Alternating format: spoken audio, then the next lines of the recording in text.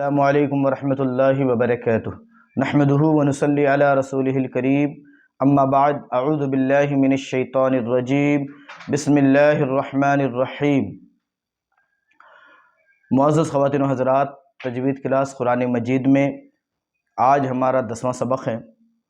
تو 10ویں سبق میں بھی مد کے تعلق سے چند باتیں جو کل کے سبق میں باقی رہ گئی تھیں وہ آپ کی خدمت میں پیش کرنے کے لیے میں حاضر ہوں۔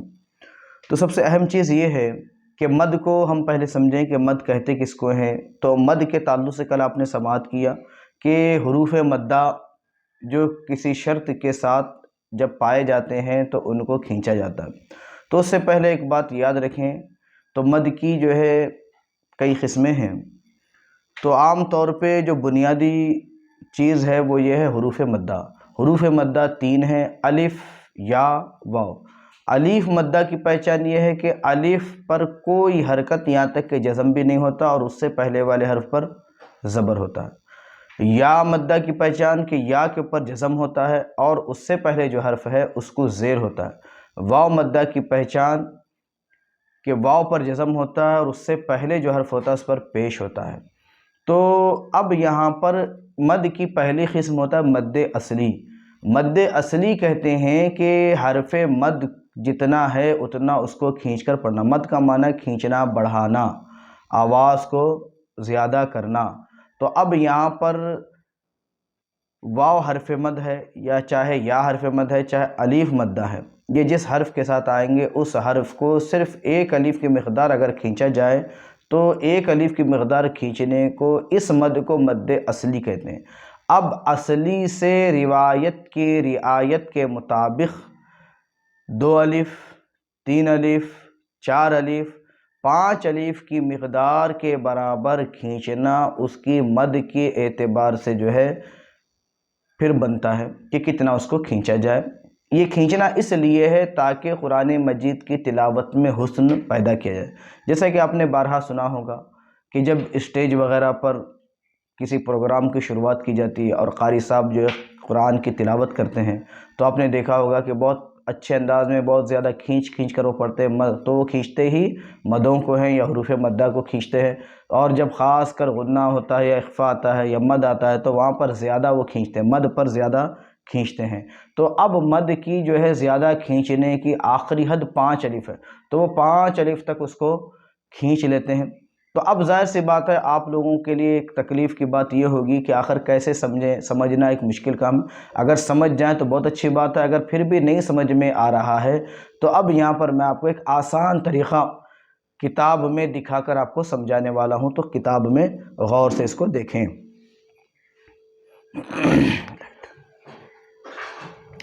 تو یہاں پر دیکھیں تو یہ جو ہے مد کی ایک علامت بنائی گئی ہے۔ کیا بنائی گئی؟ مد کی یہ علامت۔ آپ اس کو اچھی طریقے سے دیکھیں، یہ حرف ہے، سین کو زبر ہے، واو کے اوپر زبر ہے، اس کے بعد جو ہے یہاں پر الف مدہ ہے، اس کے بعد حمزہ ہے، تو یہ ہو رہا سواء۔ تو یہاں پر الف کے اوپر یہ جو علامت بنی ہوئی ہے یہ مد کی علامت ہے۔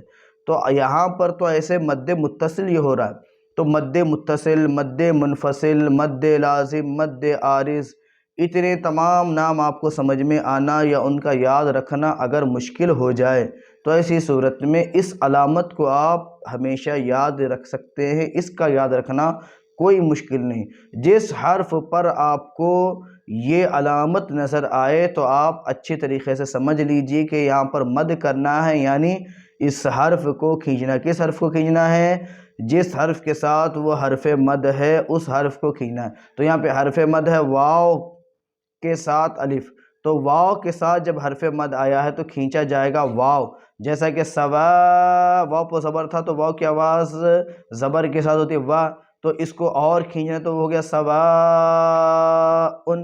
پھر اس کے ساتھ یہاں پر دوسری مثال دیکھیں سوء، تیسری مثال دیکھیں سی۔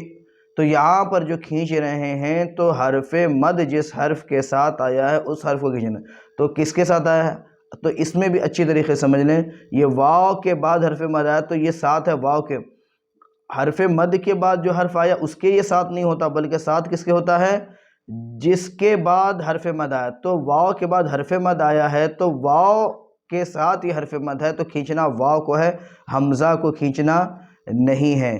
تو امید ہے کہ آپ نے جو ہے اچھے طریقے سے مد کو آج کے سبق میں سمجھ لیا ہوگا، تو آپ کے ساتھ جو ہے اس بات میں اب کوئی کسی طریقے کا یہ نہیں رہے گا کہ آپ مد کو نہیں سمجھ پا رہے ہیں یا پھر جو آپ کو مد میں سمجھنے میں تکلیف ہو رہی ہے۔ بس علامت کو اچھی طریقے سے یاد رکھیں، علامت جہاں پر بھی جس حرف پر آپ کو نظر آ رہی ہے اس حرف کو کھینچیں اور مدوں کے اوپر اچھی طریقے سے توجہ دیں، کھینچ کر پڑھیں۔ جس انداز میں پڑھیں، پڑھنے کے جو ہے 3 انداز قراء حضرات نے بتائیں۔ ایک ہے ترتیل، اس کا نام دیا، یعنی اس میں بہت زیادہ کھینچ کر، یہ عام طور پر اسٹیج پر پڑھی جاتی ہے جب پروگرام کی شروعات ہوتی ہے۔ ایک ہے تدویر، یہ اس وقت پڑھا جاتا ہے جب نماز کے لیے ہم کھڑے ہوتے ہیں، تو آپ نے امام صاحب کی قرأت سنی ہوگی نماز میں، حالت نماز میں، چاہے فجر کی نماز پڑھا رہے ہوں، چاہے جو ہے مغرب کی نماز پڑھا رہے ہوں یا عشاء کی نماز پڑھا رہے ہوں، وہ جو پڑھاتے ہیں تو وہ اس کا نام ہے تدویر، یعنی درمیانی رفتار۔ اور ایک ہوتا ہے حدر، یعنی جب آپ قرآن خوانی وغیرہ میں بیٹھے ہیں یا آپ قرآن شریف کی ایسے ہی ایک پارہ، آدھا پارہ، 2 پارے، 5 پارے کی تلاوت کے لیے بیٹھے ہیں تو ایک رفتار سے آپ پڑھ رہے ہیں تو وہ اس کو کہتے ہیں حدر۔ تو اس اعتبار سے جو ہے مدوں کو دیکھیں کہ جو ہے اگر حدر پڑھ رہے ہیں تو 3 مد جو ہے، ہر حرف مد جس کے بعد جو ہے جس پر علامت بنی ہے اس کو 3 الف کی بمقدار کھینچیں، اور اگر جو ہے تدویر نماز میں پڑھ رہے ہیں تو 4 الف کی بمقدار اس کو کھینچنے کی کوشش کریں، اور اگر آپ کسی اسٹیج وغیرہ پر جو ہے قرأت کر رہے ہیں تو ایسی صورت میں جو اس کو 5 الف کی بمقدار کھینچیں ہر مد کو، تاکہ جو ہے آپ کے تمام مد جو ہے برابر ہو جائیں۔ اس لیے کہ بعض مد قوی ہوتے ہیں، بعض مد ضعیف ہوتے ہیں، کہیں ایسا نہ ہو جائے کہ ضعیف مد کو آپ نے زیادہ کھینچ دیا اس میں اور قوی مد کو آپ نے کم کھینچا، تو یہ جو ہے غلط ہے۔ لہذا جو ہے ایک آسان طریقہ یہی ہے کہ ہر مد بالکل آپ برابر کریں۔